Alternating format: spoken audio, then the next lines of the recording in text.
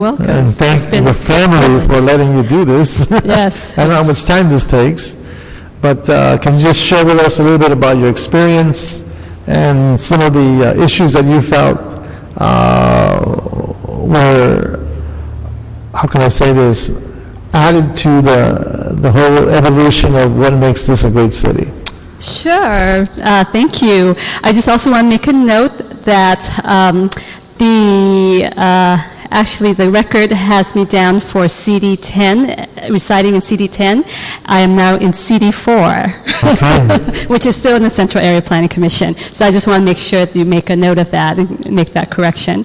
I Great. was in CD10 5 years ago. So, Fantastic. well, it's been a privilege. It's been an honor the past 5 years serving on the commission. I've had a wonderful experience sitting on cases that came before the Central Area Planning Commission, where I was able to hopefully strike a balance between competing interests, whether it be interests of developers and homeowners or the community. In the process, of course, I've learned to be very fair and judicious and objective and really ensure that we hear from all stakeholders and all sides. It certainly was very frenetic 5 years ago on the Central Area Planning Council Commission because we had a large volume of cases, especially during the whole height of condo conversions for at least the first 3 or 4 years. We would end up being there for as long as midnight to take all our cases into consideration and make all the decisions. But I've seen now with the downturn in the economy, we have less cases and the volume has reduced dramatically. So that's a trend that's worth noting. For example, I have my commission hearing tonight at 4:30, and we have maybe only 2 cases compared to maybe the 10 cases that we're normally seeing.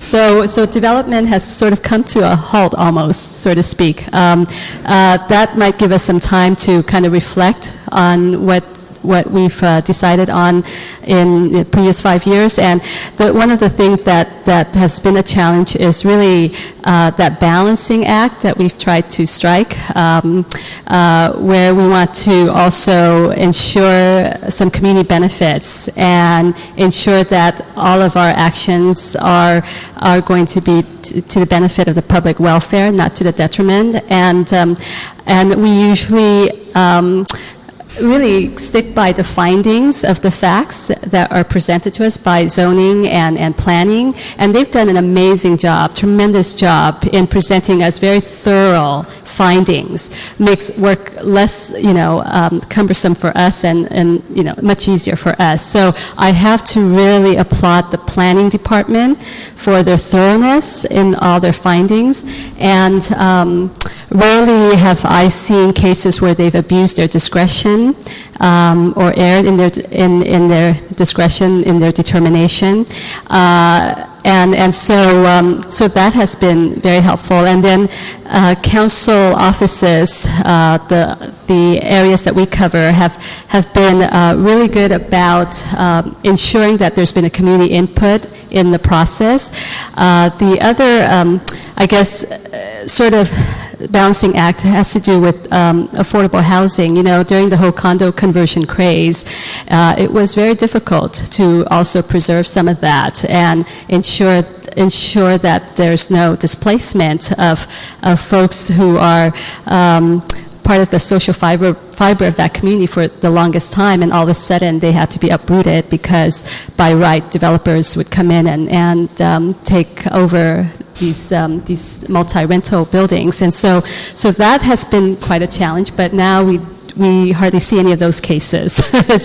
But we really have a collegial spirit on the commission. I believe everyone really make their best effort to come and arrive at a judicious, objective decision, and strictly and purely in the interest of the public. Whatever we can do to ensure that we we create jobs with those businesses, whether it be the small business developments or some of these small enterprises. At the same time, also ensure that we protect and preserve the neighborhood's character, and also ensure that we also are in compliance with community plans, and that we mitigate any negative impacts, and ensure that the community also have a quality of life that they expect.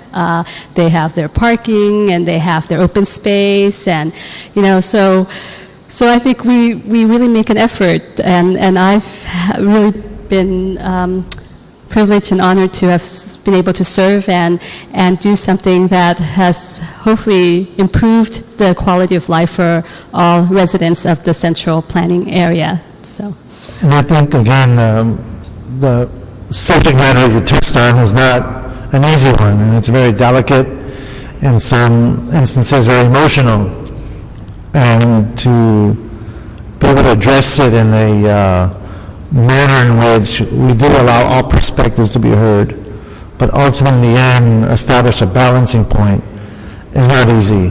And for 5 years, that my hat goes off to you. oh, thank you. Because I don't know how much energy that takes, especially when you're in a position to really create change in our physical environment.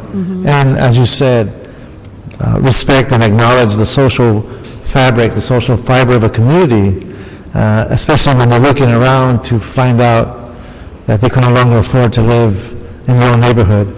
And that is very traumatizing for many areas throughout the city. In closing, as you walk away from this experience, and as you're looking back, what would you like to see as you leave this experience behind? Do you have an impression or a desire or a scenario that you would like to fulfill? Well, sure. I was privileged to have been serving when Planning Director Gail Goldberg was our planning director, and she issued a call to do real planning, and also came up with a strategic plan for what we want the city to look like in terms of quality of life, in terms of open space and transit-oriented districts, and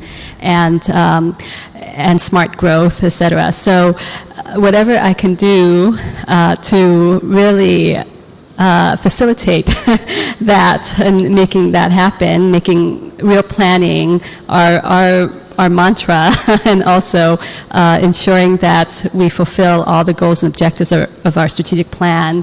I feel very honored and privileged to be able to have a hand in that. And now we have our new planning director, I think, who will just continue in the same vein. And I really want to ensure that, because the central area encompasses very diverse communities. I don't know if people in the public audience here realize what we encompass here. I mean, we have Pico Union, Westlake, we have Central City North and Central City, we have Hollywood, we have Hancock Park, we have Koreatown, we have Mid-Wilshire, we have Mid-City, we have also almost going towards the west side, so I guess my own community of Miracle Mile, etc. So it encompasses diverse communities, and many stakeholders must really be at the table. And you have among them recent immigrants as well, who really are not aware of the planning process, and what we can do to democratize and open up the planning process more in terms of getting their engagement and outreaching to them and getting them to be at the public hearing so that they can have a say when cases come up that really is having an adverse impact on their neighborhoods and maybe causing displacement, etc. I certainly hope to be able to open up that opportunity so that there is more engagement at all levels, because really, truly, our city need to to respect the rights of everyone, and everyone needs to be heard, and everyone needs to have a voice. And so how much I can really encourage that, I will certainly do that. Well, thank you. With the eloquence and the spirit that you've demonstrated today, I know that we'll make a lot of traction and get to that place in which we can, as you say, democratize the planning process for everyone. My message to the council will be that we support you for your reappointment, and I'll probably be asking you these questions again in front of the full council. I really think they need to hear from your vantage point, your experience in 5 years and the struggles we're going through as a city. Thank you. We've been joined by the Honorable Councilman Paul Corcoran. Welcome, sir. I know you're shifting committee hats as you walk, so I appreciate your presence. We just heard some very eloquent statements from Ms. Martrell, and I want to thank her for her presence, and I would recommend that we approve her if you have any questions of her. That's a second, and that will be the action of this committee. Thank you so much. Thank you very much. Okay. Thank you. Thank you. Thank you. Avant? Yes, item number 2 is consideration of the appointment of Ms. Wendy Mitchell to the South Valley Area Planning Commission for the term ending June 30, 2012. Welcome, Ms. Mitchell. Thank you so much. And this is your first approach to a commission as in the planning? Yes, this is I actually served as the chair of the Mulholland Design Review Board, but that did not require a confirmation. So for 3 years under Jack Weiss, I served on that board. But this is my first South Valley Area Planning, and I'm actually going to be going in as the president of the commission. So, And my understanding is this area also overlays portions of Councilman Corcoran's district as well. yes. First, I want to thank you for your hard work and for your citizenry and participating in the civic process. I know it's very challenging, and I know I'm preaching to the choir here. Being on the design review for Mulholland Drive is nothing to sneeze at. Yes. I know how complicated that must have been. But I wanted to ask you if we look at the issues facing the city, and given this notion of how transportation should be fitting with land use decisions and our quest to make this a much more livable city, for me what's important is the notion of equity, access to housing, access to jobs. In your role, how do you address such issues, and given its broad, in the broad manner in which I have posed to you, what's your point of view or your orientation towards matters that affect those types of issues? Well, in the South Valley, we're actually very lucky because we have mass transit. We have the Red Line, the subway that goes all the way to North Hollywood, which I'm a frequent rider of, and I think that is a great opportunity for bringing folks together, for diversity, and people in the citizenry really being together instead of everyone driving to their houses and pulling in their garages and not seeing their neighbors and not being part of a community. So I think that having mass transit more accessible to the city is key to sort of bridging the divide of diversity that happens in this city, and certainly, making sure that affordable housing happens in the city, in all parts of the city, is key to, again, bringing people together and making sure it's a city that works as a team. Thank you. I do have one more question, but Councilman, do you have any questions or any comments? Okay, my last question is, and I'll just repeat what I asked the previous commissioner, is when you walk away from this experience, what would you like to leave behind? What is it that you would like to see based on what you know about the potential impact this commission has? Well, certainly I think I take this position very seriously. I think the planning commissions have a great role in the future of our city, and certainly being on the commission and president of the commission is something that I'm honored to serve as, but also know that the weight of it is on my shoulders. And so first and foremost, I'd like to avoid any atrocious development that for the next 50 years everyone hates and wonder who the idiot was that got that approved. So that's my first objective. And secondarily, I certainly think, building smart growth in our community, affordable housing, diversity, and, making the neighborhood cohesive is, my major objective, and to walk away feeling like the city is a better place, and certainly the South Valley is a better place because of the new development that we have approved. Well, thank you, and I believe your stewardship and your energy will probably achieve many of those goals, but nothing good comes easy in this city, and we tend to struggle, but I think at the end of the process, if everyone walks away a little bit upset, we've probably done a good job. So I thank you for your hard work. Councilman? Well, thank you, Mr. Reyes. I've known Ms. Mitchell for some time now.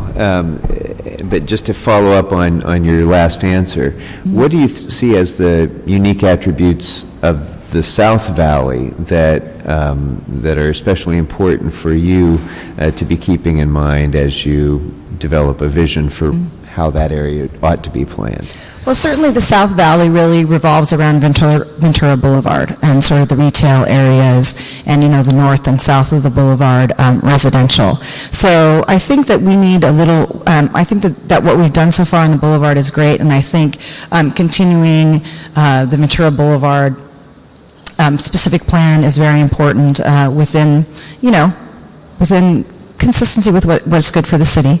I think that's key. And then I think, good development, good housing development. I'm very curious about the Hillside Ordinance, because certainly that is a big impact in the South Valley, because or at least in the Mulholland and our South Valley, the Sherman Oaks, Studio City, et cetera. So that's going to have a big impact on how things are built. I mean, I see in my neighborhood, I've lived in Sherman Oaks for going on 9 years, and I've seen, good development and bad development. And so hopefully a Hillside Ordinance and FAR is going to, really bring the city together and bring that community together, so we don't have the McMansionization. I think that's important as well. And both in terms of enforcement of specific plans, but also going forward and looking to the future, what would you see the role of the neighborhood councils being in relationship to your work? Well, I think the neighborhood councils are incredibly important because they bring a different perspective than the five commissioners that sit on the South Valley. I've attended a couple of the South Valley meetings in preparation for serving on the board, and I think the neighborhood councils are critically important. And development to have gone through that process and have the sign-off of the neighborhood council, I think, certainly that holds weight. Not to say that that's the end-all, be-all. The commission still has an obligation to look at it and render their own opinion. But I certainly think the neighborhood councils and incorporation into the process, the more, the better off we are. Thank you. Thank you. I would move that we approve recommendation. Second? That'll be second, and that'll be the action of this committee. I want to thank you, and I think there's some forms that have to be submitted, and I'm pretty sure they've been taken care of, the city ethics. Yes. Great. Thank you so much. Okay, I look forward to seeing you on the council floor. All right, thank you. Thank you very much. So, Councilman Corcoran had moved on 4, 5, and 6 as consent items. We have a second on those? Great.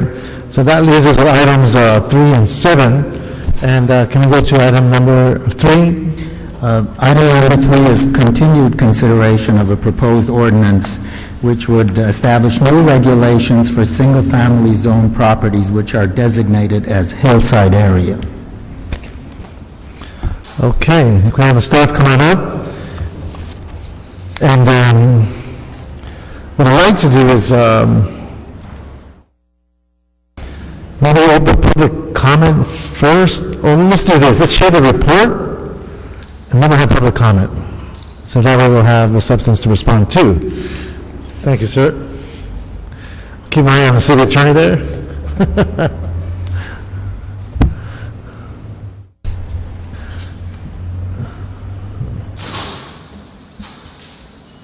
Good afternoon. Good afternoon. For the record, Eric Lopez, City Planning. Jennifer Driver, City Planning. So we're just going to give a quick summary of some of the main points that were raised at the last Plum meeting, and move on from there. Essentially, there were a few main points that were raised, not really many as they relate to height per se, but the bulk of them had to do with the grading provisions. with a few comments relating to the actual size limitations. But we'll just focus a little bit more on the grading provisions, since that's kind of where most of the focus is. Essentially, there were organizations that felt as though the quantities of exempted grading activity and felt as though perhaps needed to get tightened up a little bit more. And then essentially there was also a diametrically opposed position in that perhaps we should also loosen them up so that they're just the grading limits are based solely on the lots themselves. So we kind of have two different directions where we can go with this. The examples being, just limiting the quantities of grading just based on the lot and lot size itself, not on the zone or with any sort of cap. The option is basically where they want to count 75% of what is currently exempted towards both sets of limits that are being proposed, meaning on-site grading activity or like land alteration, and import-export, meaning the moving of earth material on or off the property, which are the two main areas where we're establishing regulations. There was also requests to reinstate restrictions of grading activity on 100% slope and reinstating landform grading requirements as to their previous state, as well as issues as to when a grading permit can be issued. I want to highlight this by basically stating that the version of the ordinance that you see is essentially what the City Planning Commission, after hearing all the testimony from all sides, felt was a compromise that helped to balance both sides. So essentially what they did was, I guess in the simplest way to describe it is essentially purify the grading limits so they pertain mainly only to the land alteration that didn't have to do with the development of a home, so that the limits themselves didn't necessarily apply to the amount of grading that it took to build the house that the people are entitled to build per the new regulations. So essentially fully embracing the concept of encouraging buildings to build into the hillside. So with that, the changes that are being proposed sort of start to vary from that concept, I suppose. Essentially where this lands would depend on, where you guys land on that argument as well. How much you want to encourage a building to be built into the hill, and, what your concern is on that. Essentially what the City Planning Commission did, again, like I said, was try to balance both sides of the issue. So, essentially, they're limiting the grading that's occurring outside of the building, and allowing you to build what you're allowed to build, in simplest terms. Those are the main points, but I'm going to go ahead and kind of jump into, there was one letter that was referenced over and over again, the Sherman Oaks Homeowners Association recommendations for further revisions. So I'll go ahead and kind of hit each one of those points. The first one being that 75% of exemption that we mentioned earlier. I've already kind of explained what the concept behind that was. The other I also mentioned, which is the building permit issuance. What they asked for is for the buildings to be, the grading permit to only be issued when a building permit is also issued at the same time. The reason for the language that was basically recommended by the City Planning Commission was that having a building plan approved is different from having a building permit issued. There's different sets of fees that are involved. You pay a fee to pay your plan, to have the plan, essentially plan checked, and there's a different set of fees that you pay when you want to have the permit issued. So the reason why we even put this in the first place is to essentially reduce the instances in where speculative land alteration occurs without actual building plans even being thought about at when that's occurring.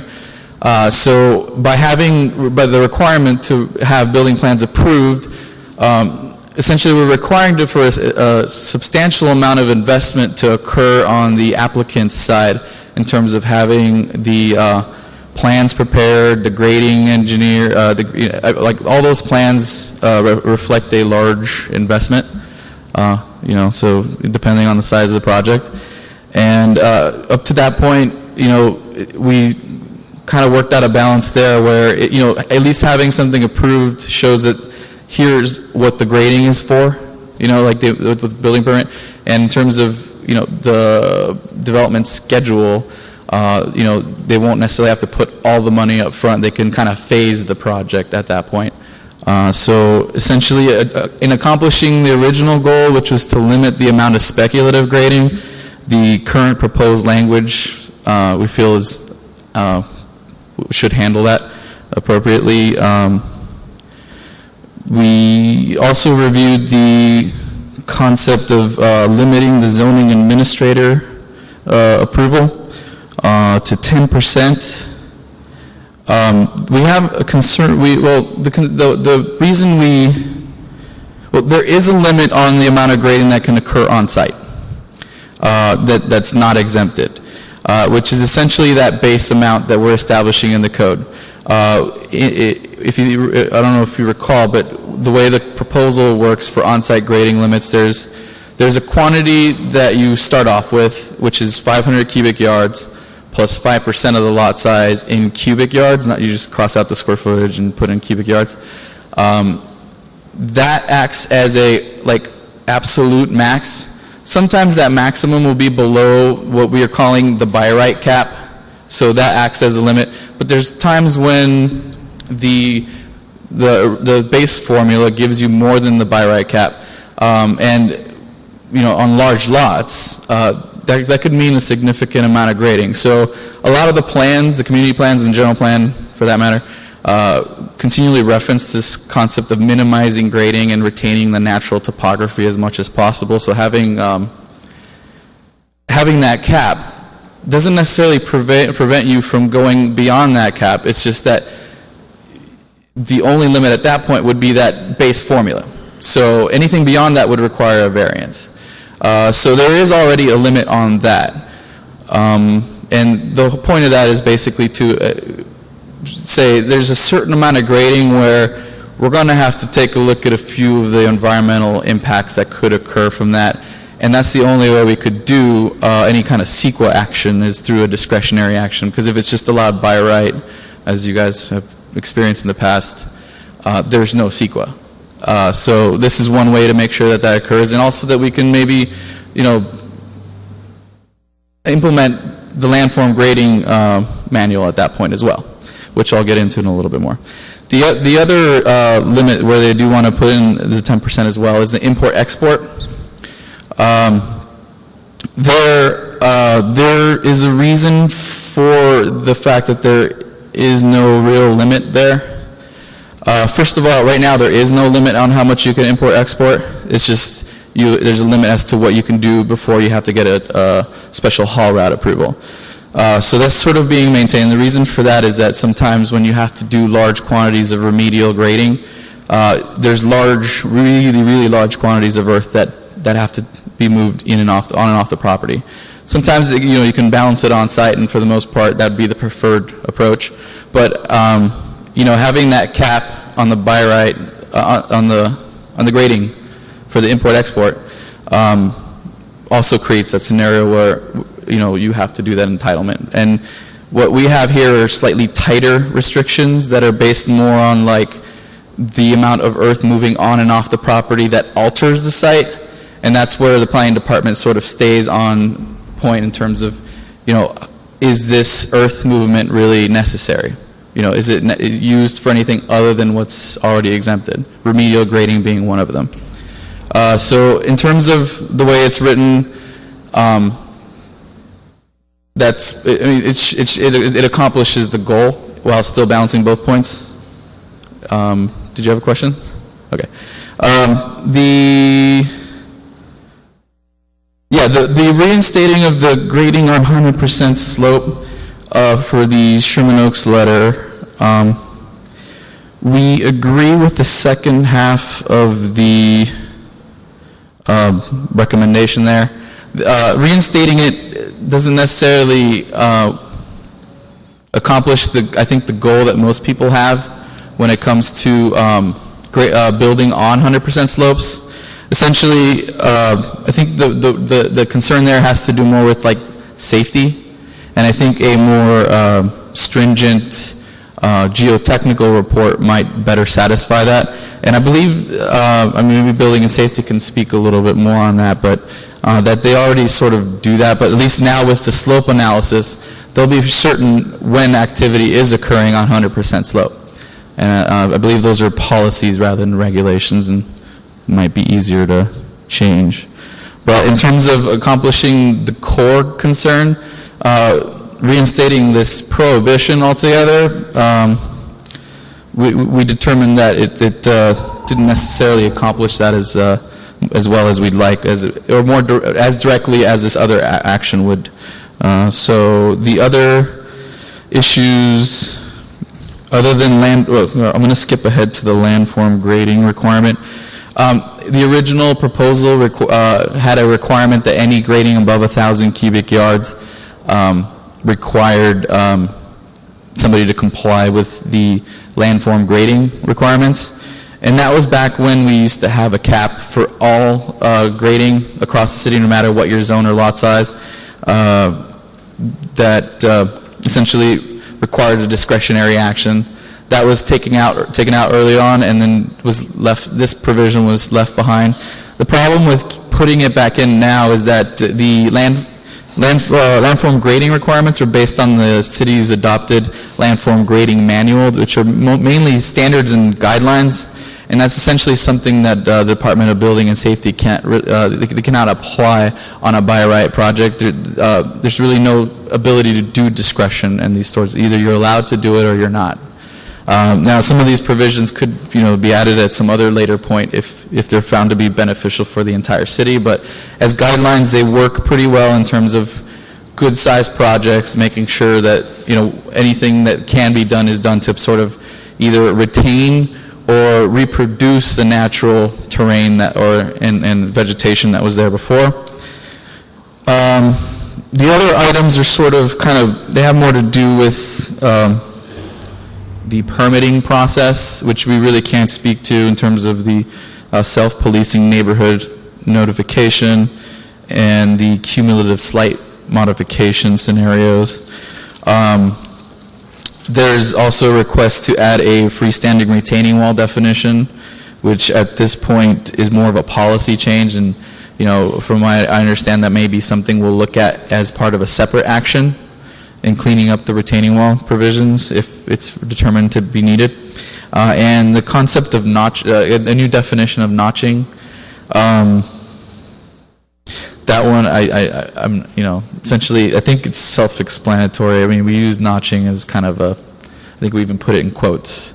So it's really more just building into the hillside. So, I mean, if anybody has any need for clarification, we can consult the dictionary on that one.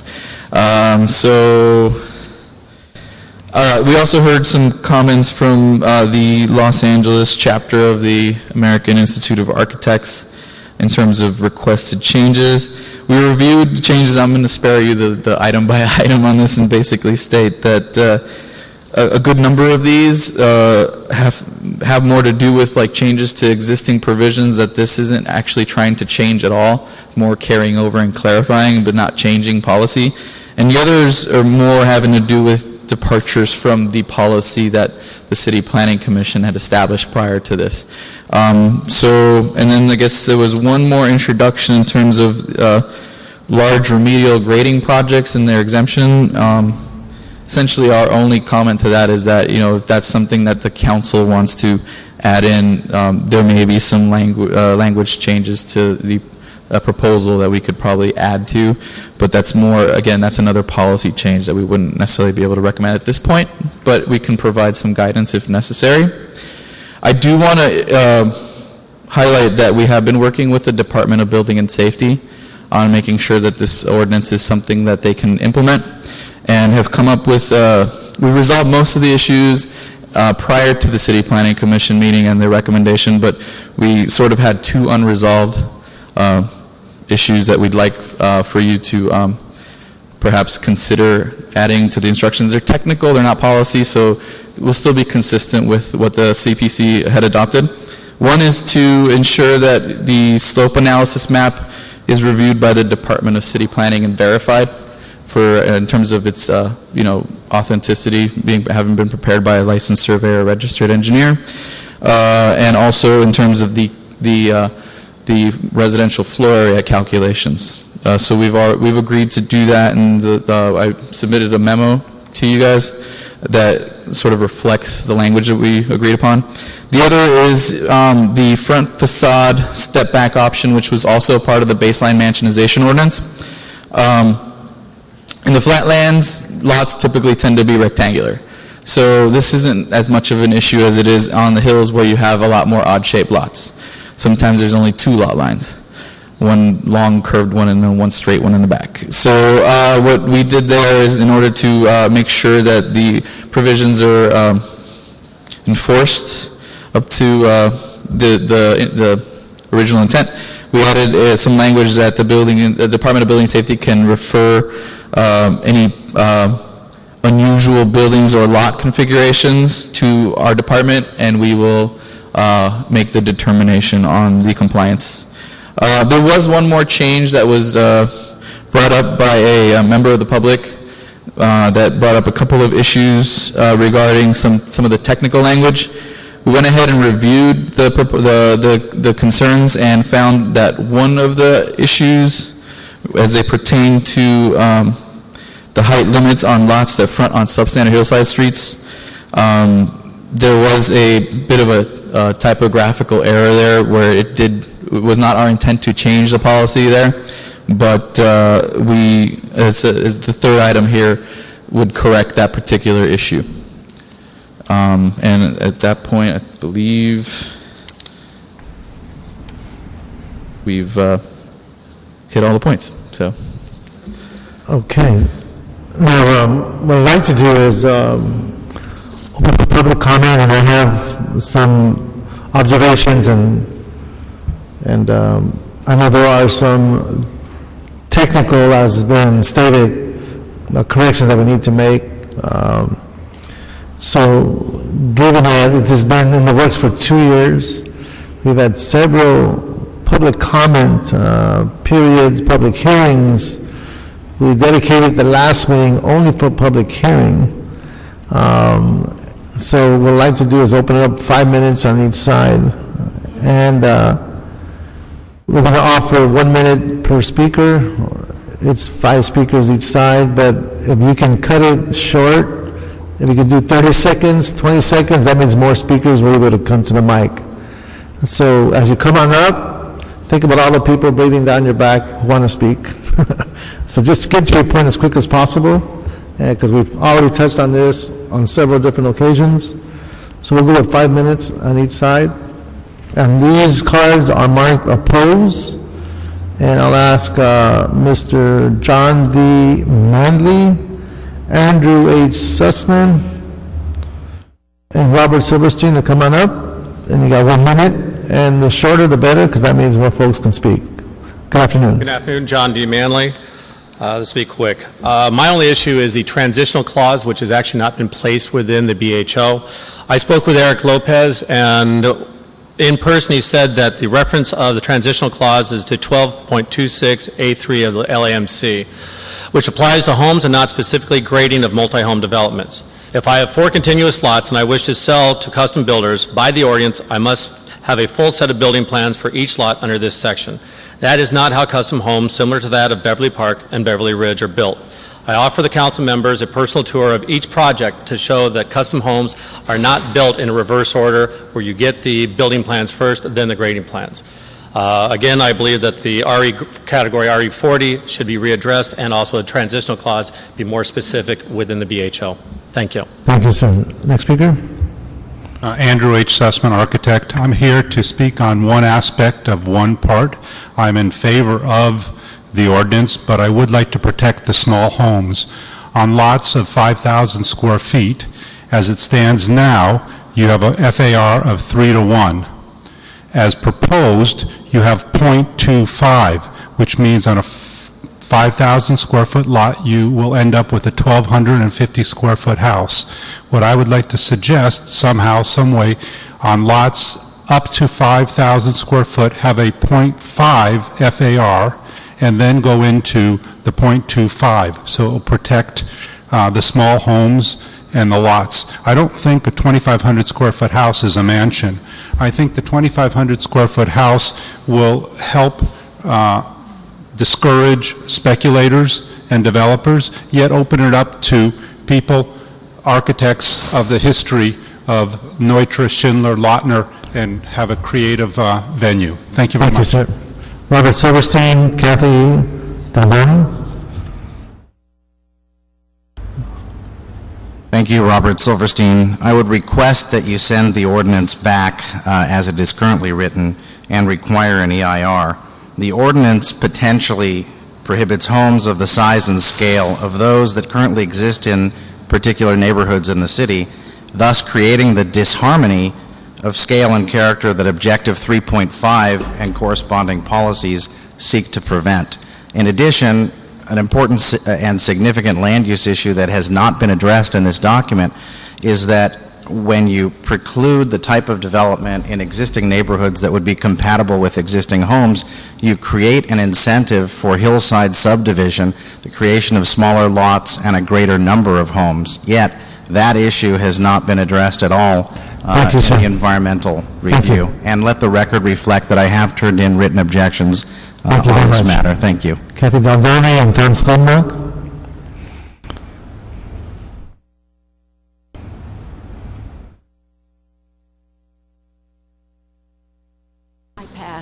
I pass. Okay, Mr. Stemnock? I hate to be opposed to anything. Tom Stemnock for the record, but I thought I'd get a better chance to speak if I wrote opposed on the card.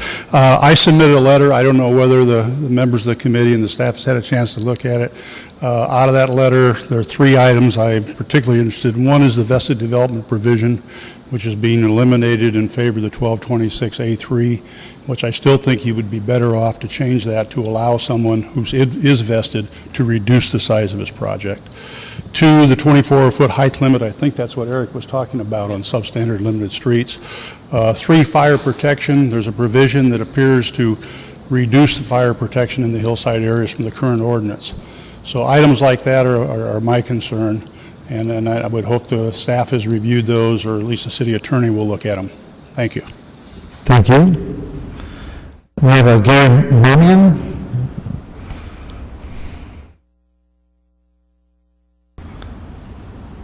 And the last speaker, well, on the last speaker, sir. Good afternoon. I'm a developer that I have a couple of 5,000 square foot hillside lots, which I paid more than $200,000 for each. And here I'm trying to build a house, and with a 1,200 square foot of lot, it's unfeasible and unrealistic to build on those hillside houses. And I oppose this ordinance. I think that the city should do a study to see economic effects of this ordinance on community and also the construction industry and people who build homes and pay taxes. I doubt if Mr. Lopez has ever paid the school district fee of $14,000 on each development, so he has no concept of what is going on when you try to develop a hillside house. Hillside house takes $50,000 plus just only in in city fees, not counting all the geological and excavation and all the expenses that we pay, which runs into hundreds of thousands of dollars. Thank you. Thank you, sir. Committees are indicated as support. Robert Anderson, Jack Allen, and Ann Beisch, I believe. I apologize, I mispronounced your name. Please, sir, give us your name and address. Okay. My name is Robert Anderson. I live at 4050 Woodcliff Road in Sherman Oaks, and I represent the Sherman Oaks homeowners, and I wrote the letter there was a little bit of discussion about. I want to thank you for letting me speak last week. I thought last week said a lot when Councilpersons Labange and Councilpersons Koretz came and supported this, and Councilperson Huizar stated his support, and Councilperson Corcoran talked about our letter, and I appreciated it. I want to remind you that 12 people last week of 35 fully supported it, 13 supported it and wanted it strengthened a bit, as we did in Sherman Oaks with the 9 items we submitted, and 10 people opposed, for a total of 35. We strongly support the ordinance. We want the ordinance in place. We're trying to improve it by the things we said. We do support what Councilperson Koretz has talked about with 3 main items, because they were 3 of our items. Our item 1 was counting 75% of the exempted cut and fill, which was talked about. Thank you, sir. Thank you. Thank you. Jack Allen and Ann. Yes, thank you, Mr. Councilman. I'm Jack Allen, the president of the Palisades Preservation Association. We think this ordinance, as it is a good ordinance. It goes a long way toward curing the disease that is destroying our character of our neighborhoods, particularly in the hillsides. We would be opposed to any weakening of the ordinance at this point. We do support what the Sherman Oaks have offered as improvements. We're concerned about the grade. They'd make it a better ordinance.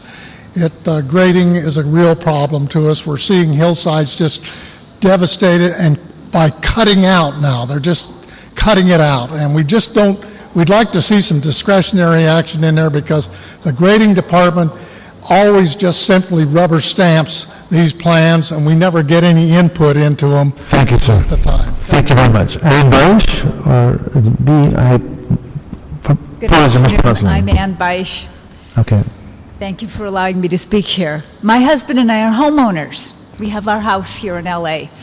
The Department of City Planning has put on an ordinance which we do support. Their outreach throughout the city has taken into effect, especially what's before you today, the views of individual homeowners, homeowner associations, and neighborhood councils.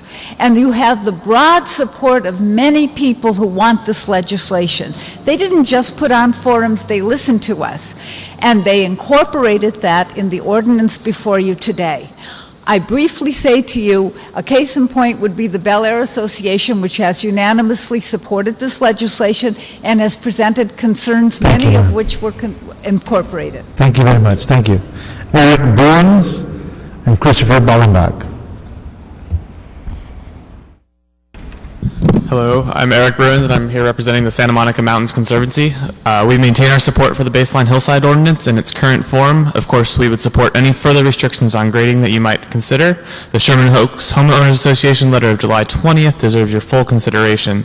If we could have one provision reinstated in the ordinance, it would be the prohibition on grading of extreme slopes of 100% or greater.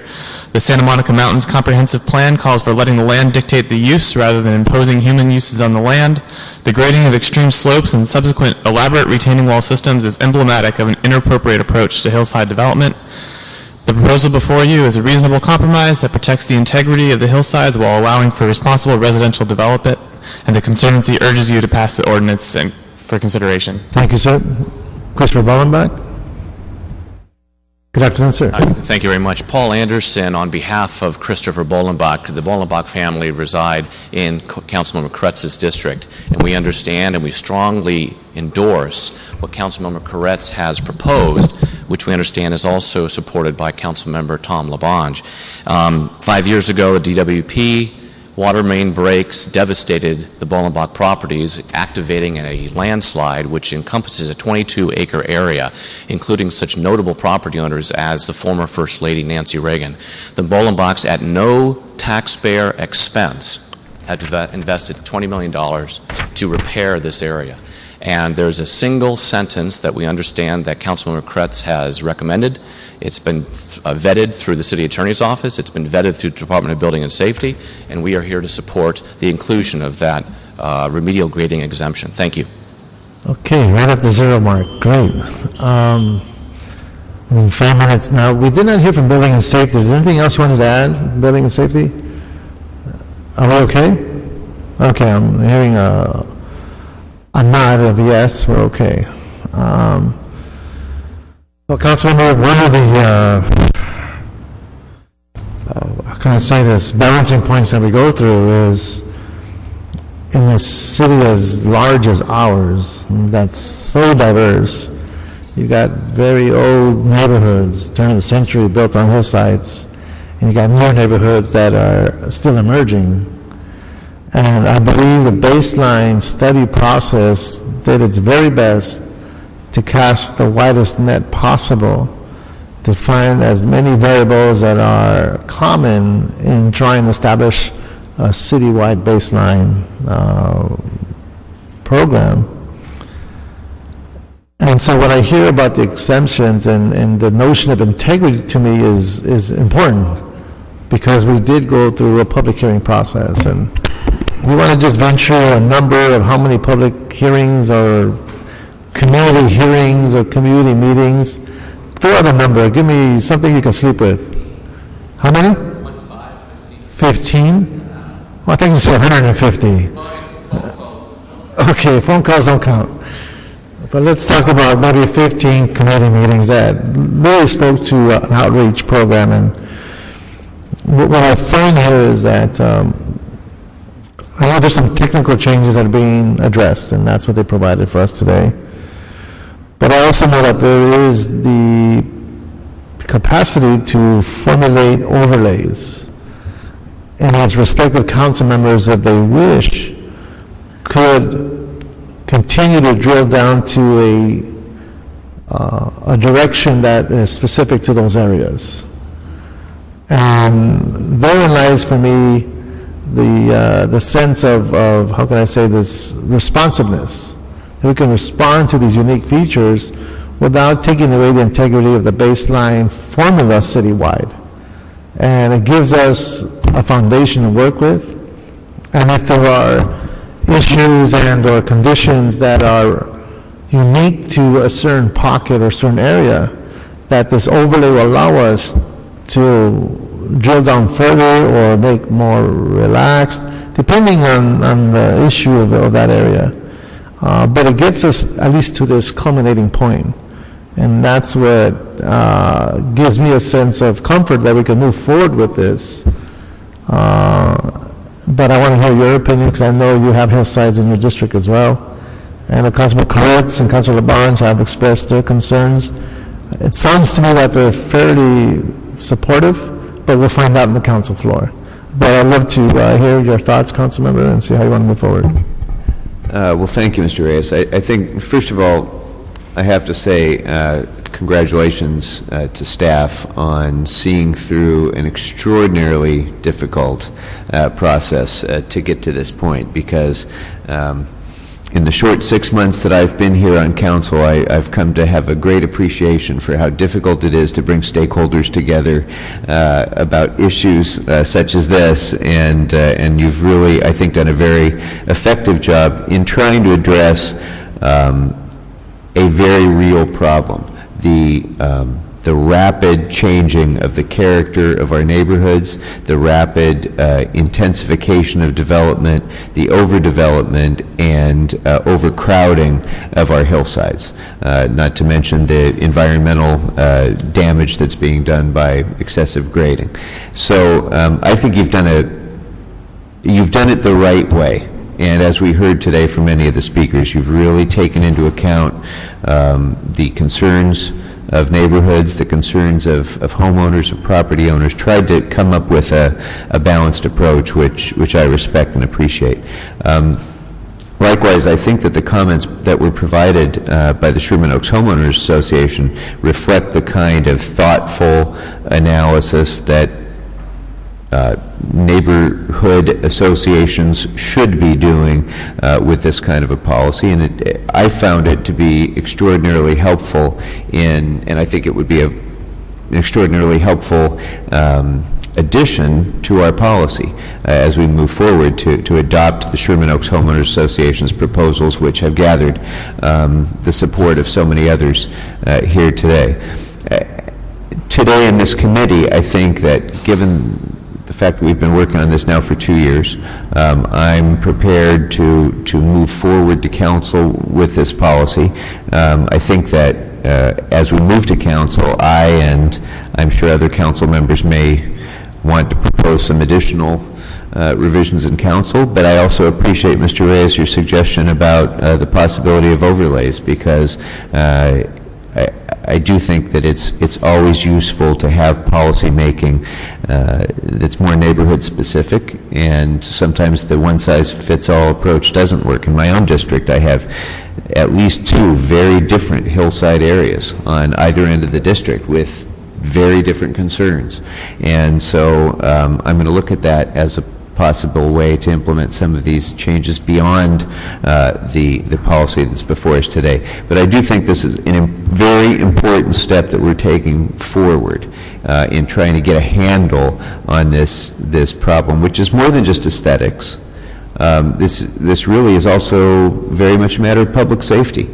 I've had senior level people in the fire department tell me, as they've looked at the Hollywood Hills, that the worst threat to safety in Los Angeles is not a terrorist attack, it's brush fire on these hillsides because of the overcrowding and because homes are being built where they never should be built. But we've intensified that development so much that it really does pose, or it has the potential to pose, those sorts of increased risks if we don't try to get a little bit better handle on it. So I support this ordinance. I also support trying to make it stronger in protecting some of the neighborhoods in my district and elsewhere, but I'm prepared to move it forward today. I do want to say, though, that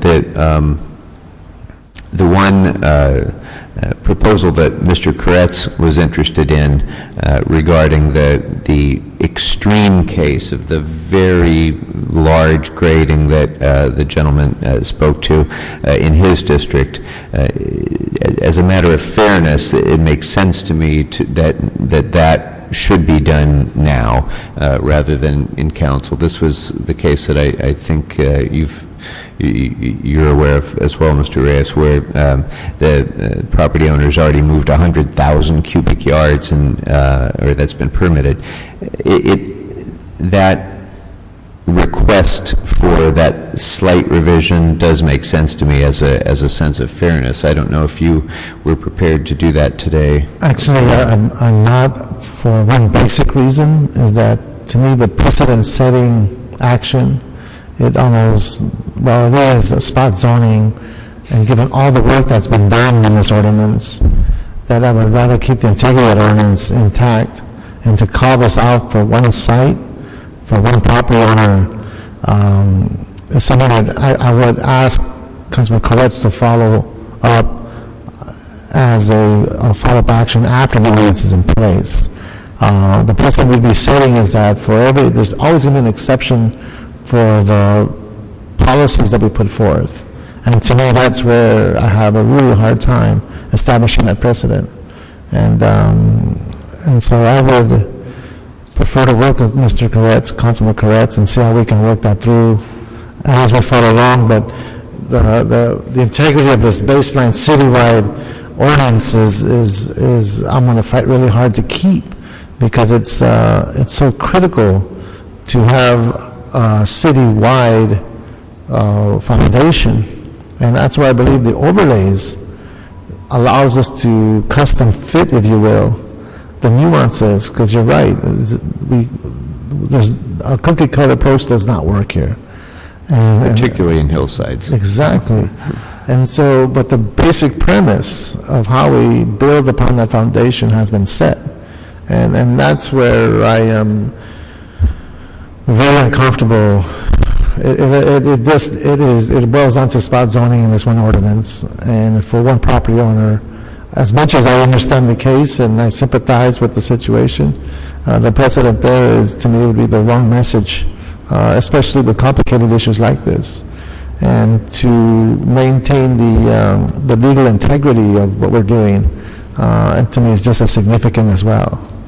And that would be my response to that. Again, I hope that those council members who do have specific issues with how this is unfolding, that if they can bring forward the unique nature of their concerns, that we can start laying this in within this ordinance as we build it up. But it's 2 years of work right now on the table, and I want to respect the work of the community and as much as the work of the staff in getting us to this place.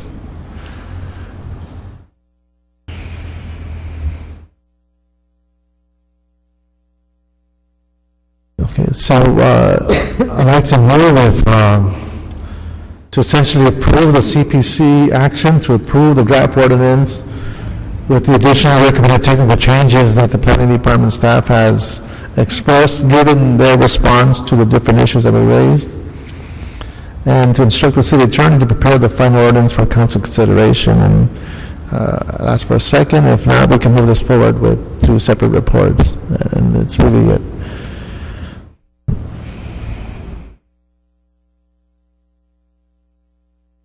Yeah, I think I'll second that, but I do want to, reserve the right to have further discussion about it on the floor. But I'm prepared to second it in order to move the matter forward today. That's what we're all about. So we'll have that discussion. So that'll be the action of this committee, and on this at this level. And congratulations to the community folks for your patience and your support, and the staff for their tenacity and the willingness to keep moving this forward. Thank you so much, and thank you for your hard work. Let's go to item number 7, I believe. Item number 7 is consideration of an ordinance affecting a zone change relative to construction of a new 10-story mixed-use trade school building at 5960 West Sunset Boulevard. Good afternoon, Councilman Craig Weber, City Planning staff. Can we do this about 3 to 5 minutes, just for people can leave, because it's going to be hard to hear us. We'll just we're resuming in about 5 minutes.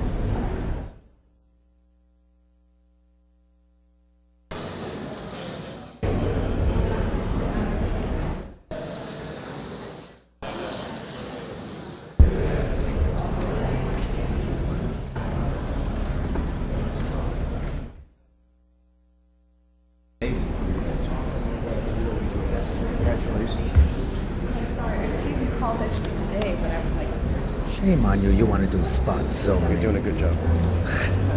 This thing is so mindless, I don't know why they need to have somebody read them. How do I get this job?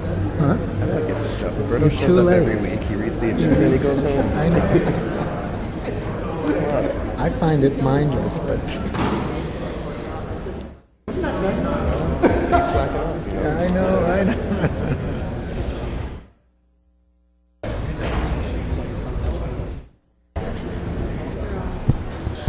Is it 7? Okay. All right, folks, good afternoon, and thank you again. I believe we're on item number 7.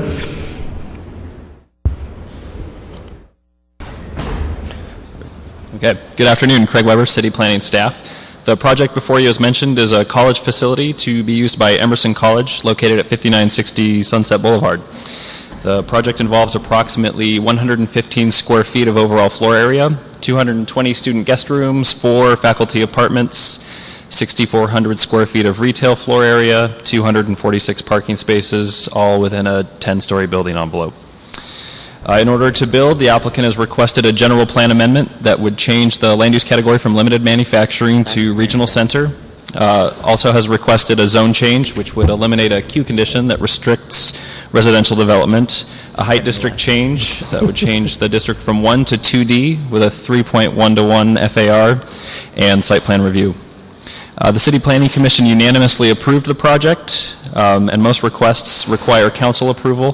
However, the site plan review has been appealed. Outstanding merits of the project is noted by the Planning Commission. The unique design, and my understanding is we will have a presentation from the applicant, which hopefully better highlights many of the design features. The innovative outdoor terraces, the retail frontage, which activates Sunset Boulevard, the thoughtful landscape and landscape buffers, the implementation of the Sunset Boulevard streetscape plan, even before that plan has been adopted, LEED certification of the building, and incorporation of land uses that are essential to the ongoing vitality of the entertainment community within Hollywood. An EIR was completed for the project, and in that process, 3 unmitigatable and potentially significant impacts were identified. Those are impacts related to traffic, air quality, and noise. And all 3 of those impacts were identified to exist in the construction phase only. So just to underscore, these are not related to the operation of the Emerson facility. Rather, they are related to the construction of the facility and therefore are temporary. Of particular interest in this process has been noise. One of the sensitive receptors to potential noise would be the East West Studios, a recording studio which is across the street. That is also the appellant to the site plan review. The final EIR and the mitigation monitoring and reporting program that followed included 14 noise mitigation measures to lessen the severity of these impacts. And at the time of the City Planning Commission's determination, no other mitigation measures were offered or suggested in writing. So the Commission essentially adopted those that were recommended by planning as a result of the EIR. In the appeal, several noise mitigation measures were suggested by the appellant, and these mitigation measures have been incorporated to the best extent feasible. By way of summary, these mitigation measures limit heavy construction hours to from 6 a.m. to 2 p.m. on weekdays. The appellant's request was to limit to noon. They restrict the use of Gordon for truck staging and equipment staging. They offer new sound buffering techniques and an expansion of noise mitigation monitoring. So how are we monitoring what noise is going on and what are the consequences if for some reason we go over? The new mitigation measures are consistent with the City Planning Commission's action and are recommended for approval. And so those are noted both within the Q conditions and the mitigation monitoring and reporting program. I mentioned earlier the appellant has stated a desire for construction hours to happen during 6 a.m., from 6 a.m. to 12 p.m., Monday through Saturday. The concern on the part of staff at this point is that that would consolidate construction time within a day, but it would drag out the overall construction timeline. And I want to note that we have other environmental impacts which are also of concern as far as CEQA goes, those being traffic and air quality. And so to exacerbate those impacts would be undesirable. The appellant has also indicated that a requirement to have no steel plates within 100 feet of the project site, steel plates that would cover trenches in the street, is also desired. That mitigation measure has not been included simply because it's not identified as feasible at this point. There's no way for us to determine where trenching would need to take place, and there aren't really any alternatives to steel plates at this time. So, staff has submitted revised conditions, a revised mitigation monitoring and reporting program, and expanded CEQA findings addressing the appeal issues. And I want to note also that the Planning Commission adopted a very extensive set of findings, including general plan consistency findings specific to the framework element. I know that will come up later. So that concludes our presentation for now. Happy to answer any questions. Thank you. Any questions from the staff? Okay, so what we'll do is we'll go into the public hearing comment. Thank you, sir. And we will hear from the appellants first. I understand that we have the appellant Robert Silverstein representing East West Studios. Is that correct? To come on up, sir, and give us the nature of your appeal. Good afternoon. Please give us your name and address. Thank you, Honorable Plum Committee members. Robert Silverstein of the Silverstein Law Firm, 215 North Marengo Avenue, Pasadena, appearing on behalf of East West Studios. There are a few things that we all agree on in this matter. One is that East West is a cultural, historical resource of national significance. Two is that the Emerson project, as proposed, violates the general plan and the current zoning code. And the third is that the project, as planned, has significant unmitigable noise impacts on East West Studios. You and the city have a duty to mitigate those impacts, and there are additional feasible mitigation measures that are available that have not been recommended. I do want to correct the record. At the time of our Planning Commission objections, we did submit additional recommended mitigation measures as part of our noise and acoustical analysis. We have supplemented that analysis and provided you at Exhibit A with additional information and data. Yesterday afternoon, we did receive from Mr. Weber of the city recommended new mitigation measures, and we appreciate that, and we recognize that there is movement towards trying to include better protections for East West Studios. However, those don't go far enough.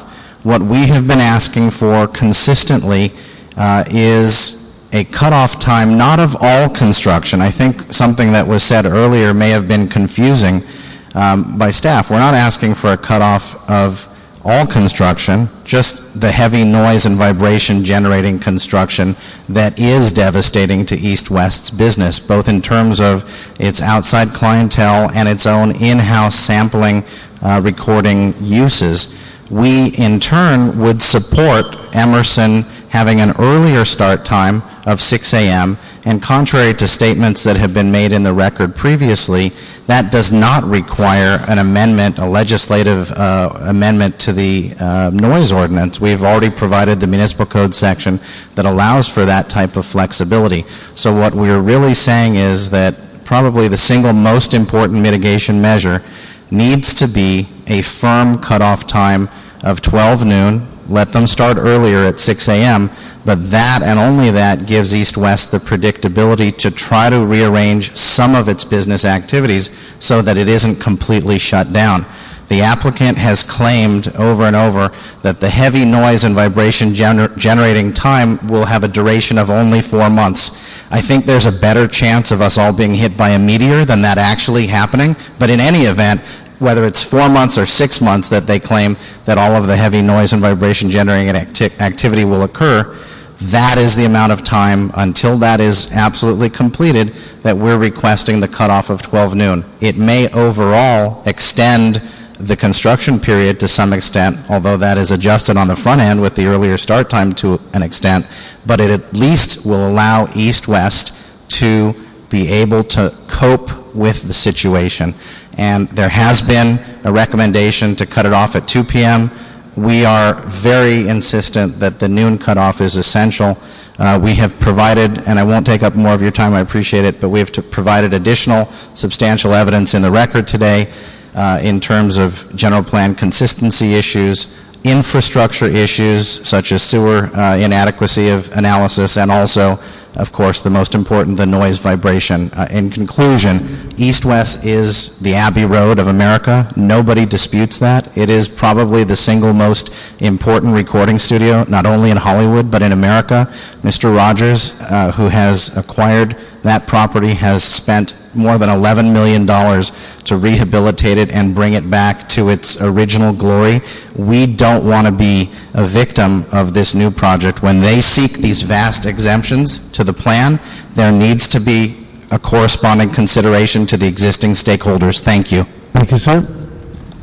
And now we'll go to 2 minutes to each speaker because he was representative for the appellant. And again, that flexibility. Next speaker we'd like to call up is, I believe, is Richard Plotkin.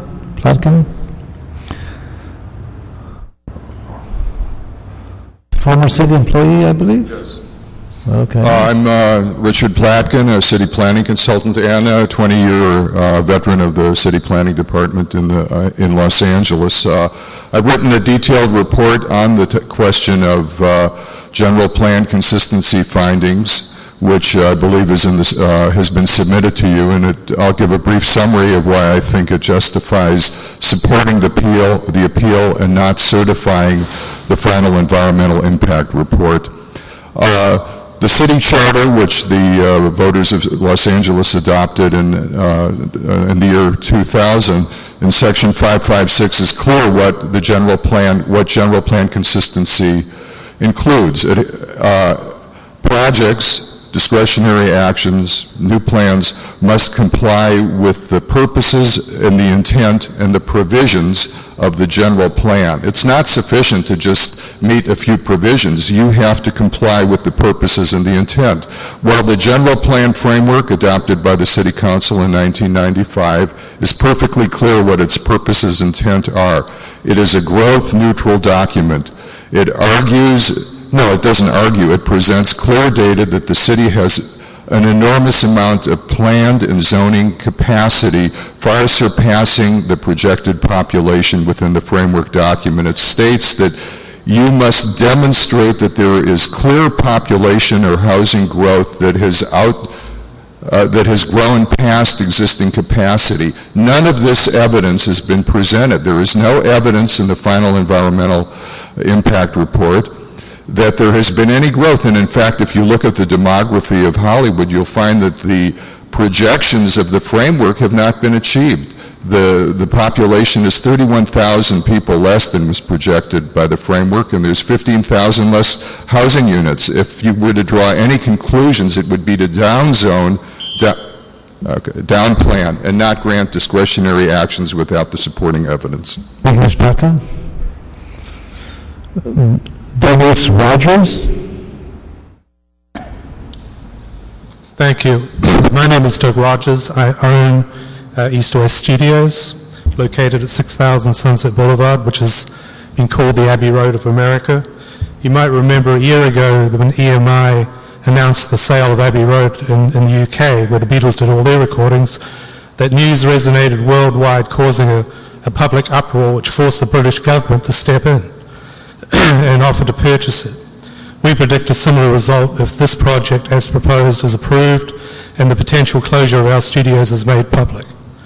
The studios are an American historical and cultural icon, yet they face closure due to the proposed Emerson College development only 60 feet away, which significantly violates current zoning laws.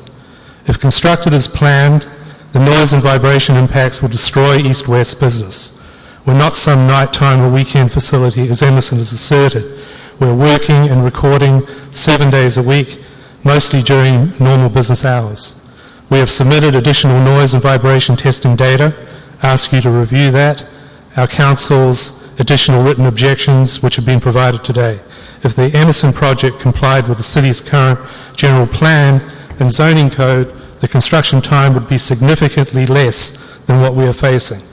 When a new applicant asks for enormous changes from the current general plan and zoning code, it is appropriate, indeed necessary, for you to condition any approvals on adequate protection for surrounding uses, especially ones such as ours, which your EIR recognizes as National Historic Register eligible. One condition we seek is a noise and vibration generating construction cutoff time of noon.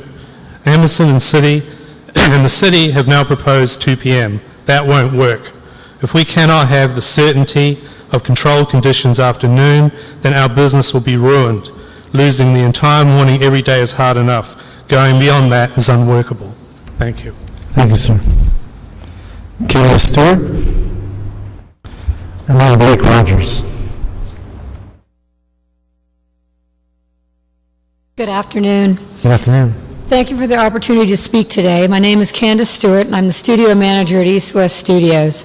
I manage the operations of the studio, and I'd like to speak today about the impact of noise on East West, and in particular, why a condition on the Emerson project requiring heavy construction to end at noon is critical to our operation. There seems to be a misperception what kind of recording goes on at East West and when. The draft environmental impact report actually seems to imply that operationally much of the action is at night and on weekends. This is not true. During a typical week, the studios are in use daily at 10 a.m., including Saturdays and Sundays. People start arriving as early as 8 a.m., even earlier.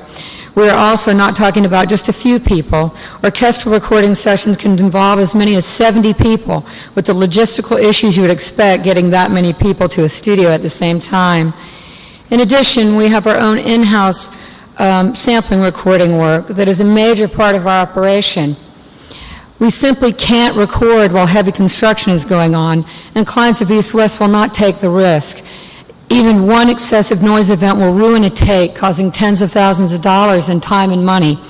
If recording can't begin until 2 p.m., as is currently recommended, the regular workday would not end until 10 or midnight or later, which is unworkable. We already will have to stop our outside recording business, but without a noon cutoff, we can't do our in-house work either. A noon cutoff will still harm our operations, but combined with other mitigation measures that the city should impose and that East West is discussing with Emerson, a noon cutoff for noise and vibration generating activities would be a compromise that we could live with, albeit with difficulty. Anything less would ruin us. Again, thank you for your time. Thank you. Blake Rogers. Now I have Catherine. Catherine, okay. Please. Blake Rogers. Thank you for the opportunity to speak today. I'm Assistant Manager at East West Studios. I want to talk to you about the impacts of noise will be on East West and why a noon cutoff time is so critical. Candace has spoken to you about the impact on the operations. I want to talk to you about the impact on the employees. 51 people work at East West. Not being able to use the studios until 2 p.m. will cost us so much business that East West will be forced out of business. That means 51 people lose their jobs. That means 51 people lose their health insurance and their benefits. We understand that sometimes other people are forced to endure some of these adverse impacts, but that should not be at the cost of putting someone out of business. A compromise that allows an earlier start time of 6 a.m. but cuts off heavy construction at noon, combined with the other conditions we are seeking, presents at least a survivable situation. Thank you very much. Thank you, sir. I don't want to butcher the last name, so I hesitated. It's okay. Thank you. I'm Catherine Primo of East West Studios. Today I'd like to speak frankly and appeal on behalf of my fellow employees at East West. As Blake explained, if concessions are not made, it will be a devastating loss not only on my livelihood, but of 50 other employees of East West. 50 other long-standing tax-paying employees of East West. Development and education are all well and good, but not when they come at such detriment to those of us who live and work here in Hollywood. Again, I thank you for your consideration on behalf of all of us working to keep jobs in the entertainment and music sphere here in LA. Thank you. Thank you, ma'am. Zach Dennis, and then Craig Donahue.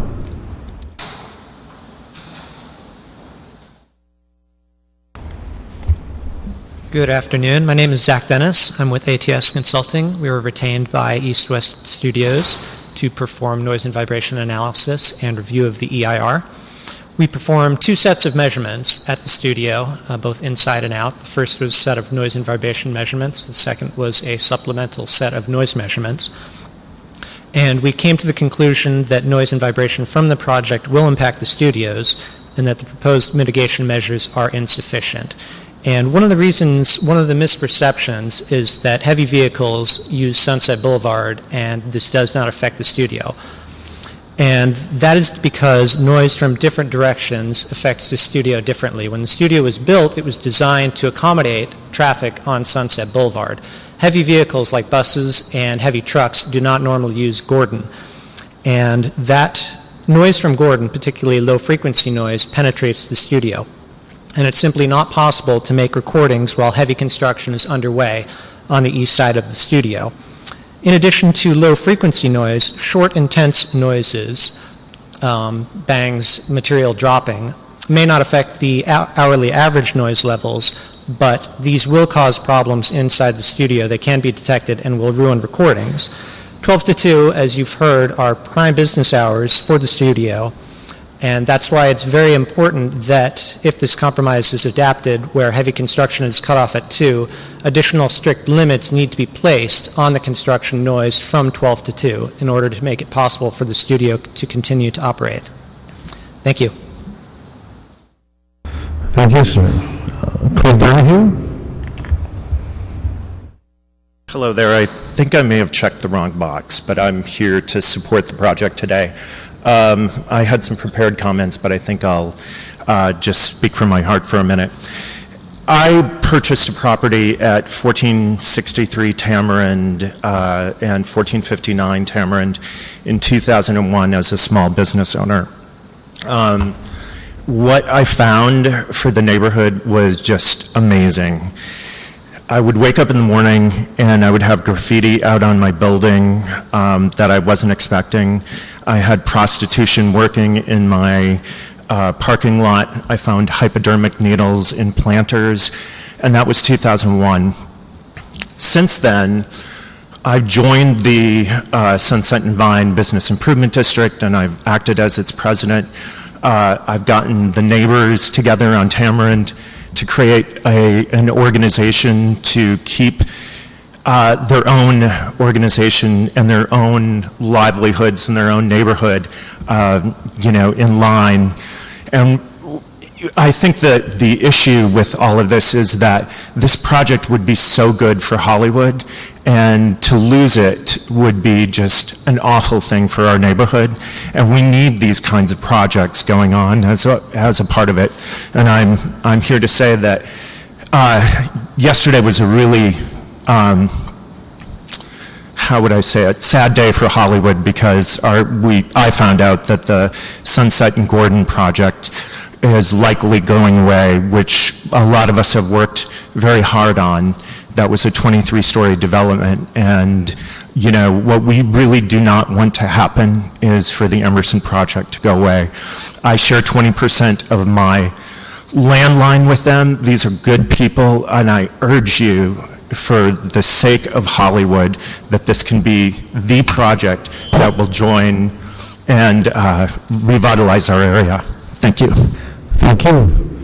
We have a transition to the other flip side now. We have Peggy Ings, come on up, and then we have Piedmont Brown. Good afternoon. Good afternoon. My name is Peggy Ings, and I am the Associate Vice President for Government and Community Relations at Emerson College. I have to tell you, it gives me great pleasure to stand before this body today with a project that is so exciting for both the college and the city of Los Angeles, and especially Hollywood. Emerson College has been fortunate to have received tremendous support from the members of the Hollywood community, including the Hollywood Studio Neighborhood Council, neighboring business owners and residents, and the many, many staff members here at the city who have contributed long hours to keep this project moving forward. I would like to, at this point in time, thank Craig Weber, who has done more than his share to help us in really moving along. During this process, I personally have had the privilege to have met so many people who actually live in a abut and work right close to the project site. And as we move forward towards the day that this project ultimately and hopefully gets approved, the college looks forward to not coming here on a temporary basis to go to hearings and meetings, but to become a permanent part of the Hollywood community. As you may be aware, this project brings a number of public benefits. But the one I'd like to mention today is the one that I think is closest to the college, as well as one of the most important ones that I think we could offer as a college. And this is a full 4-year scholarship to be awarded annually to a student selected by the folks at the Helen Bernstein High School. In fact, we're not entitled yet. Hope to be, but we're not. We haven't even begun construction. But Helen Bernstein High School has selected the candidate for this coming fall, and a woman will be attending in Boston in September of 2010. And whatever happens, that student will go to Emerson College this fall. Thank you, ma'am. Although we haven't... Can you please conclude? Oh, I'm sorry, okay.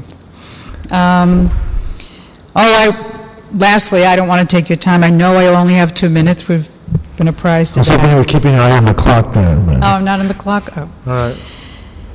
The college's timeline is to hopefully be approved and to begin the construction in October. We thank you for your consideration of this project, and we truly want to be a part of your neighborhood. Thank you. Thank you. We also have an RJ comment, but it says speaking on rebuttal, but you got 2 minutes now, so we'd like to use them. Chairman Reeds, council members, my name is Piedmont Brown. I'm the president of the Ironworkers Los Angeles. I live at 1891 Britton Drive, Long Beach, California. Thank you for the opportunity to speak in support of Emerson College proposal, College for Hollywood. I'm here on behalf of the building tradescraft to support the project for its many benefits to the city, the community, and the craftsmen and women that the craft unions represent. The project has been well thought out in design, location, and construction schedule. It will provide an architectural theme for the entertainment industry and the combination with its proposed and education future industry members. With the down economy that we are presently facing, the construction industry will be particularly affected. This project is a potential stimulus for jobs and economic growth. It will provide over 1,200 construction-related jobs and will put millions of dollars into the Los Angeles economy just at the time when it is most needed. Craftsmen and women, both journeymen and apprentices, will be provide jobs which are vital to their families' well-being through a period when our industry is experiencing over 40% unemployment. We have been working with the Emerson College representatives over the last year, and we know that the higher standards will be used in the project's construction as well, along with the good wages, benefits, and conditions that will be provided by the contractors selected for the project. They will be a hindering to the construction methods that will provide the safest and community-conscious projects possible. We are asking that you approve the Emerson College proposal and deny the appeal that had been filed by East West Studios. Thank you for your consideration. Can you please give us your name and address one more time for the record? Excuse me? Your name and address one more time for the record? Piedmont Brown, 1891 Britton Drive, Long Beach, California. Thank you, sir. You're welcome. Bob Odie? I'm not sure the E was silent or not. That's Odie. Odie, okay. Thank you. Good afternoon, sir. Good afternoon. My name's Bob Odie. I'm with the International Brotherhood of Electrical Workers. We represent over 7,000 members here in Los Angeles, and we support this project, not only because it will create much-needed jobs, but also because Emerson College has shown a commitment to the community. And this will be a great addition to the neighborhood, and it will encourage for further investment in the surrounding area. Our members look forward to working on this project, and we're excited about the sustainable features incorporated in the design. Thank you very much. Thank you. Round one, we'll have Mayor Pat Donovan. Just keep your eye on the clock. Good afternoon, Commissioners. I'm from Plumbers Local 78, and I represent about 2,000 plumbers in the city of Los Angeles. I have plumbers that work in the movie studios, and the city of Los Angeles is not doing enough to promote the film, television, and entertainment industry. By supporting this job, this is one way we can do it. This is the infrastructure for that industry. If you look at the studios now, they're like ghost towns. They're filming in Michigan, Florida, Georgia. We need to bring that work back here. And this is one way to do it. This is infrastructure. It's going to create job opportunities for the young people that go to the school, and it's going to create job opportunities for my guys, of which I have about 40% unemployment right now. So I urge you to support it. Thank you. So is it Miller, Mullen, or Mullen? Miller. Miller, okay, got you. All right. Donovan. And I have Kip Blood. Good afternoon, ma'am. Good afternoon. My name is Mary Pat Donovan. My address is 6057 Harold Way. I live within 1 block of the construction site. As a matter of fact, I'll be able to see Emerson College from my front porch. I'm the president of the Hollywood Studio District Neighborhood Council, and I'm here to tell you that the Neighborhood Council, Board, and Plum Committee both recommended approval of this project unanimously. Emerson College has appeared before the Neighborhood Council 8 to 10 times, if you include the Plum meetings. They've been extremely receptive to the community input. They've designed a beautiful building with lovely design, beautiful landscaping, including native California plants that are drought resistant. Further, Emerson College, and Peggy mentioned this, has donated a full scholarship, 4-year scholarship, which Emerson is a private university. It's very expensive to go there. I myself am the first person to graduate from college in my family, and the reason I got to go to Loyola University, where I graduated, was because I received a full scholarship to go there, and that's the only reason I was able to go. So this opportunity that Emerson is providing for a student at Helen Bernstein High School is tremendous. I want to say further that this is a gift to our community. Thank you very much. Thank you, ma'am. Kip Rudd. Kip Rudd, Community Redevelopment Agency, City of LA, Senior Planner for Hollywood. I'd like to express CRA staff support for the proposed Emerson College project located at 5960 Sunset Boulevard. The site is located in the Hollywood redevelopment project area. We believe the proposed project will support a number of goals of the Hollywood redevelopment plan, including promoting a balanced community meeting the needs of various sectors of the community, support and promote Hollywood as a center of the entertainment industry and expansion of all sectors of the entertainment industry, in this case acting or working in the film industry.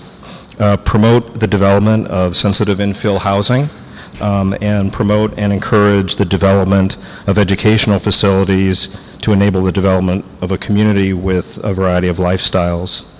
In addition, Emerson's establishment of a permanent facility that provides student housing and prepares students for entertainment industry jobs provides significant support for one of Hollywood's 4 key industries, which is education. As a LEED Silver building, the proposed project supports CRA's strategies to promote sustainability and healthy neighborhoods.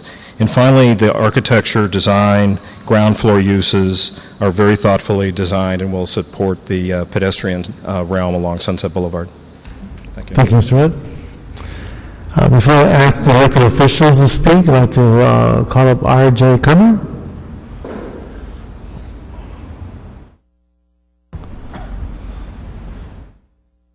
Thank you, Chairman Reyes, Councilman Corcoran. My name is R.J. Comer on behalf of Emerson College, and I can present to you 1 minute or 10 minutes on all the substantial evidence that refutes some of the claims you've heard. For every claim of noise impact, we have expert evidence showing that everything that's feasible that can be done has been done. With regard to general plan consistency, it's important to remember that the general plan is currently not consistent with the existing zoning, and that this general plan amendment makes the general plan and the zoning consistent. But beyond all that, that's all in the record. That's already what we've already submitted.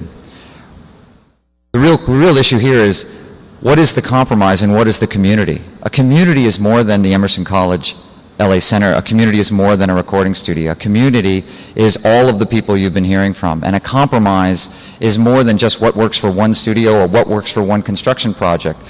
The change in hours, while it isn't everything that the studio wants, it's certainly not everything that Emerson wants, it is the compromise. It is the compromise not to prolong construction for the remainder of the neighborhood. It is the compromise to try to facilitate development while mitigating, to the extent feasible, significant unavoidable noise impacts, but reducing their severity. That's the compromise. That's the balance. And the community you need to take into consideration when you strike that balance is more than Emerson, and it's more than East-West. It's this entire area, many of whom you've just heard from. And I thank you for your time. Thank you, sir. I'd like to call up representing the mayor's office, Rochelle Silsby.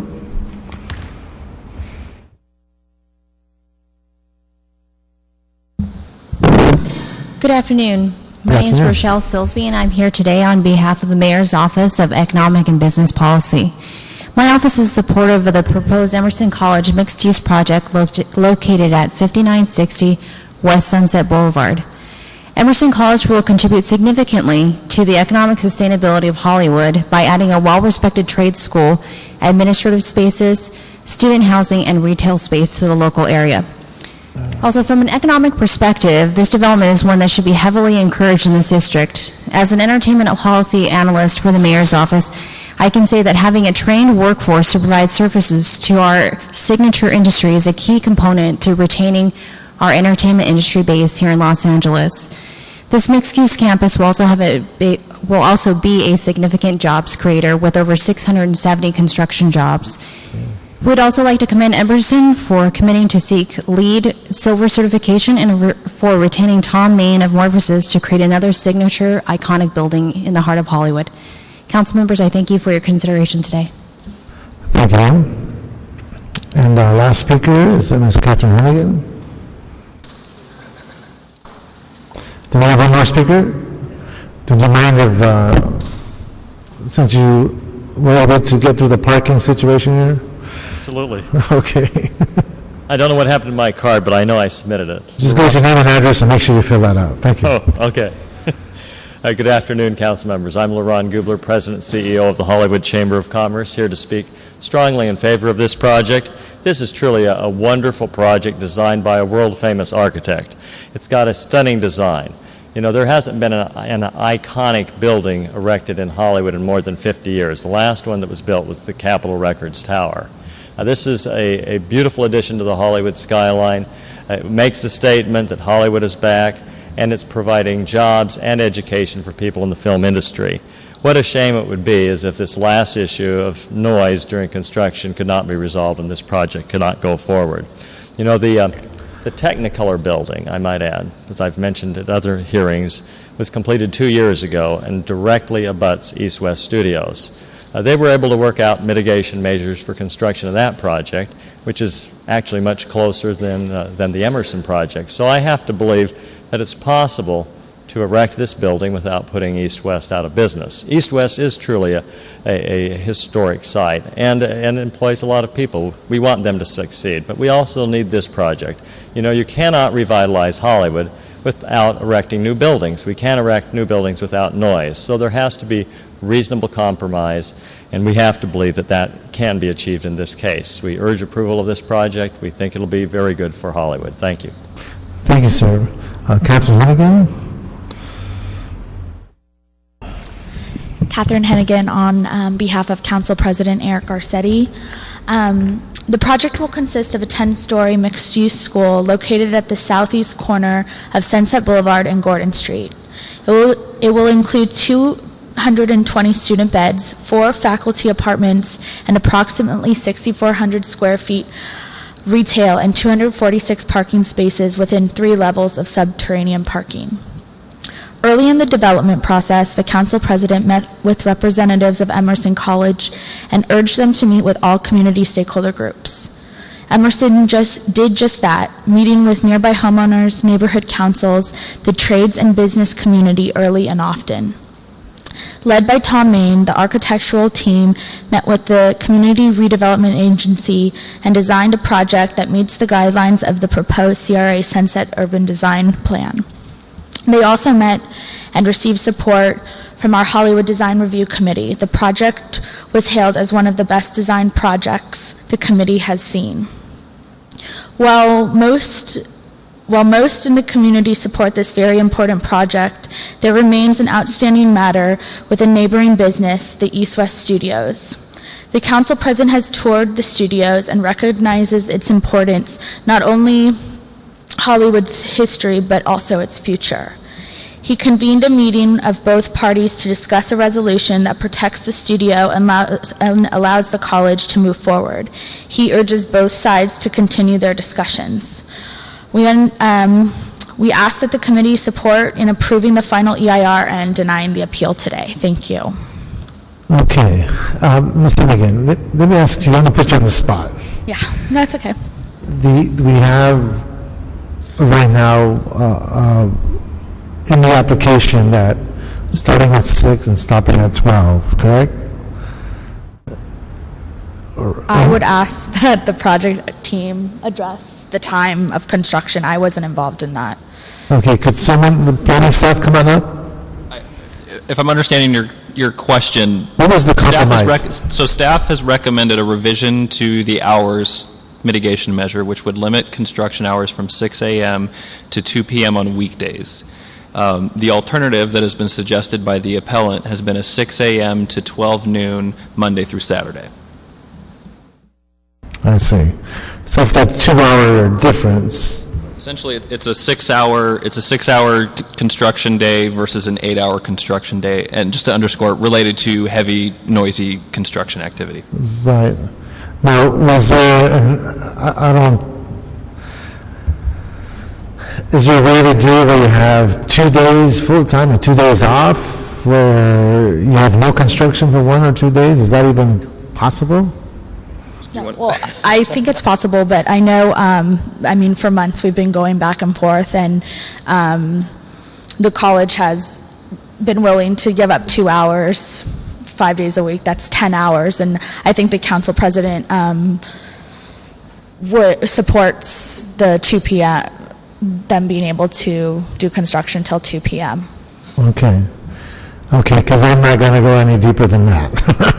If the council president is working this through his district, I'll respect that. Thank you. And given his work, and I know he is very hands-on when it comes to issues like this, and working with the city staff, I can only support the recommendation from the council office, and I think between now and comes to before city council with any other movement, because I would really hate to see the 51 jobs disappear, and I really hate to see the impact on East-West, but at the same time, we can't lose the incredible opportunity to not only change the skyline, but revitalize that portion of Hollywood, which is in dire need of investment, and to have that sense of a breath of new life, if you will, in a corridor that truly, the multiplier effect would be tremendous. So I know how hard this can be, and hopefully we can come to a place where we can reach a balance where we don't lose East-West, but still embrace this golden opportunity. So I would move that we, unless comments, any comments, Councilman? I want to make sure before we take any action.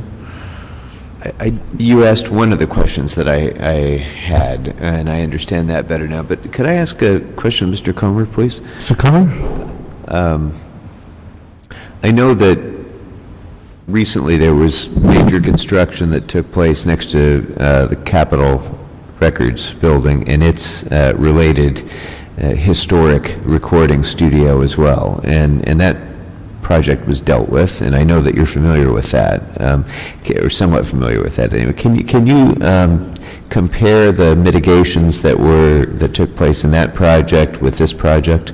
I can. R.J. Comer for the record. Thank you for the question. I was smiling as you spoke about that because I was intimately involved in that case, and it was, a lot of it played out right here in this room. The issue at Capitol Records, which is also a historic, iconic recording facility in L.A., as is East West Studios, they had underground echo chambers within, just under their parking lot, their surface parking lot, and the project we were proposing was right on the property line with Capitol Records. And we were building right on the property line within just a matter of a few feet to those underground echo chambers.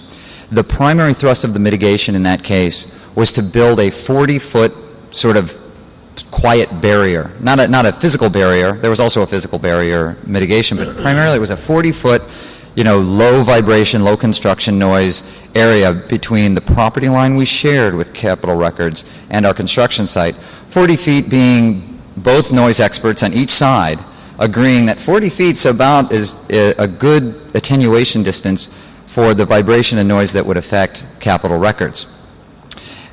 In this case, we're 60 feet away from East West Studios, and there are some other differences. East West is not below ground, it's above ground, so it's a little less susceptible to vibration, and because much of our site is, that 60 feet is the closest we get, most of our construction would be more than 60 feet away. The other difference is those two sites were not on busy streets. Those two sites were up off of north of Hollywood Boulevard, and the ambient noise and the ambient vibration in the neighborhood was much quieter than the ambient noise and vibration here. And so that's how they're different. But otherwise, other than the 40-foot distance, many of the mitigation measures are the same. Augured piles instead of driven piles, instead of track dozers, rubber tile dozers, a noise monitoring system inside the studio to set an ambient, and then responsive measures should they exceed a certain threshold. Those mitigation measures that are in this package are the same as those that were in that package. Was there a restriction in construction hours in that case, if you recall? There was not, as I recall, but it was a few years ago, and I something in my head is telling me I might get that one wrong, but I honestly don't remember. Okay. All right. Thank you very much. When I hear the detail of the mitigation, I'd like to ask staff, please sit down, Mr. Silverton. I just wanted an opportunity as the appellant to respond Sir, or please sit down. to provide a comment to that question. Please sit down, sir. Thank you. I'd like to ask the staff to come up.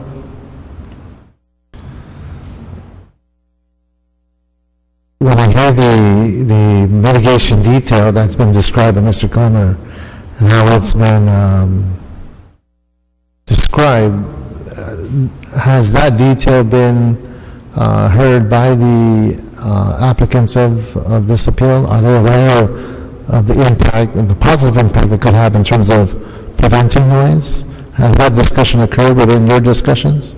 It has. It certainly has. I mean, that's a discussion that began at the time of scoping for the EIR.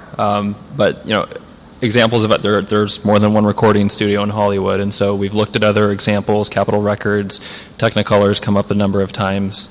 So we've looked at mitigation measures that have successfully been integrated at other projects. We've compared where those mitigation measures are relevant to this project, and we've done our best to apply any and all mitigation measures that are available to address the impacts to the extent that we know. And I just can't help but think of how positive that was for that other scenario with that other studio in Capitol. So I appreciate that. Thank you. Anything else? Any other questions or observations, Councilmember? No. So would you like to second? I will. Okay. So we'll second the recommendation and essentially deny the appeal, and that'll be the action of this committee. Anything else we should add? Okay, that'll be action of this committee, and I was going to say Roberto, but I shouldn't. Avak. Is that the end of our agenda?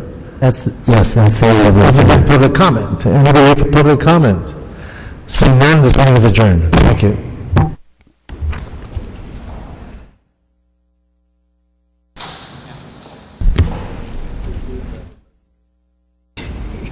He had to take a day off, so.